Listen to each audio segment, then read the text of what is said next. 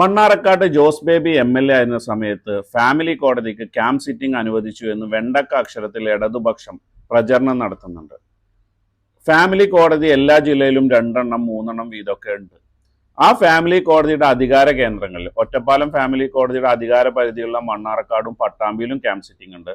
Palakkad family കോടതിയുടെ അധികാര പരിധിയുള്ള ചിറ്റൂരും ആലത്തൂരും camp sitting ഉണ്ട്. സ്ത്രീകളുടെയും കുട്ടികളുടെയും സൗകര്യത്തിന് വേണ്ടിയാണ് ഇങ്ങനെ ക്യാമ്പ് സിറ്റിംഗ് അനുവദിച്ചത്. കേരളത്തിലെ മുഴുവൻ ഫാമിലി കോടതികളും പല സ്ഥലങ്ങളിലും ക്യാമ്പ് സിറ്റിംഗ് നടത്തുന്നുണ്ട്.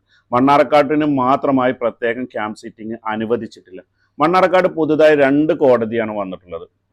ഒന്ന് SC/ST ജില്ലാ കോടതി. അത് അനുവദിക്കുന്ന സമയത്ത് മണ്ണാർക്കാട് അഡ്വക്കേറ്റ് N ഷംസുദ്ദീൻ ആയിരുന്നു MLA. അട്ടപ്പാടിയിലെ ജനങ്ങൾ കോടതി ആവശ്യങ്ങൾക്കായി മണ്ണാർക്കാടിനെയാണ് ആശ്രയിച്ചിരുന്നത്. പക്ഷേ അട്ടപ്പാടിയിൽ പുതിയൊരു കോടതി, ജുഡീഷ്യൽ ഫസ്റ്റ് ക്ലാസ് മജിസ്ട്രേറ്റ് കോടതി അനുവദിച്ച സമയത്തും Mannarkkad MLA advocate N Shamsuddin ആയിരുന്നു. വെറുതെ മണ്ണാർക്കാട്ടെ ജനങ്ങളെ വിഡ്ഢികളാക്കാൻ ഇടതുപക്ഷം ശ്രമിക്കരുതെന്നൊരു അഭിപ്രായം നിങ്ങളുമായി പങ്കുവെക്കുകയാണ്.